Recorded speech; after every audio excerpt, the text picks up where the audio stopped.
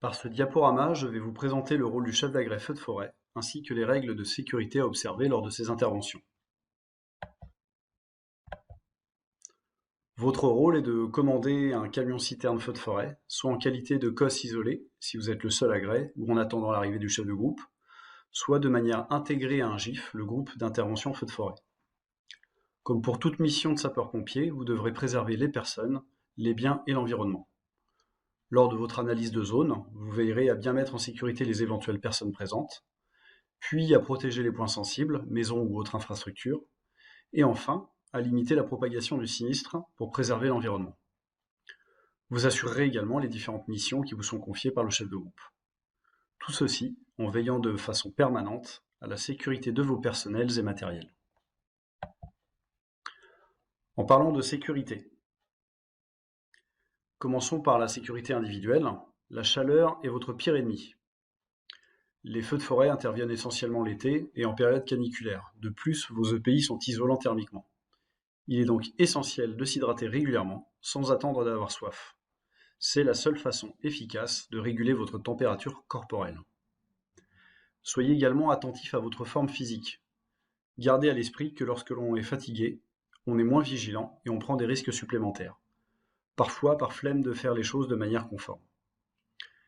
Respectez les consignes et rendez compte. La communication est essentielle sur ces interventions qui occupent une vaste surface. Enfin, portez les EPI adaptés. La tenue complète.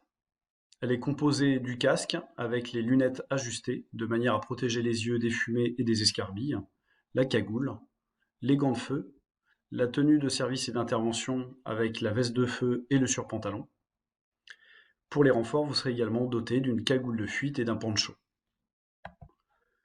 C'est la tenue à aborder par défaut lorsqu'on ne sait pas à quoi on sera confronté.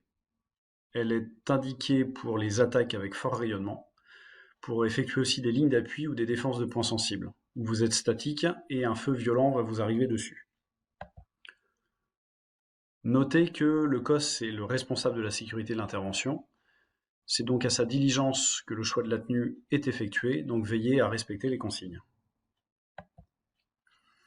Il existe une tenue intermédiaire qui est composée du casque avec les lunettes, la cagoule, les gants de feu, la TSI avec la veste de feu, mais vous pouvez retirer le surpantalon pour des raisons de confort thermique. C'est une tenue que vous pouvez aborder lorsque vous faites une attaque avec un rayonnement plus faible. Enfin, la tenue allégée, qui est composée du casque, de la cagoule, des gants de feu ou de déblais, de la TSI avec les manches baissées. C'est une tenue que vous pouvez porter lorsque le feu est éteint, que vous êtes en phase de noyage ou de surveillance.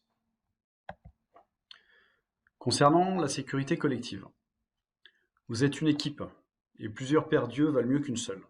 Veillez donc les uns sur les autres. Le chef d'agrès particulièrement, qui doit garder du recul pour lui permettre d'avoir une vision à 360 degrés et d'éviter toute mauvaise surprise. Une intervention feu de forêt, c'est comme un concert philharmonique. Vous êtes de très nombreux musiciens. Il n'y a qu'en respectant les consignes du chef d'orchestre que l'on parvient à un résultat cohérent. Soyez donc disciplinés et évitez les initiatives personnelles si elles n'ont pas été validées par votre chef de groupe. Lors des stationnements, soyez vigilants à maintenir les accès libres. Une intervention FDF, c'est plusieurs dizaines de poids lourds qui devront circuler sur des chemins étroits. Toute manœuvre complexe avec un CCF représente un danger réel. Un autre gros enjeu du feu de forêt, c'est de savoir lire une carte et de se repérer sur le terrain. Si vous avez besoin d'aide, il est essentiel que vous sachiez où vous êtes et que vous soyez en mesure de l'expliquer à votre chef de groupe. Les feux peuvent rapidement vous surprendre et vous barrer la route. Étudiez autant que possible les itinéraires de repli. En cas de doute, stationnez de manière à être en mesure de repartir rapidement et sans effectuer de manœuvre. Enfin, il est important que chaque membre de l'équipage sache faire fonctionner les systèmes d'autoprotection, qu'il s'agisse de l'arrosage cabine ou de l'air respirable.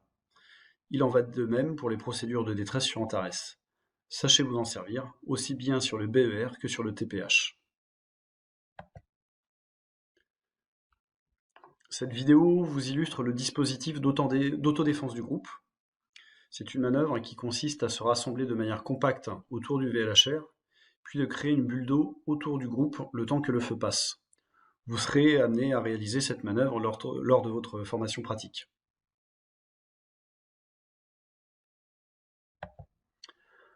Enfin, ayez toujours à l'esprit la balance bénéfice-risque.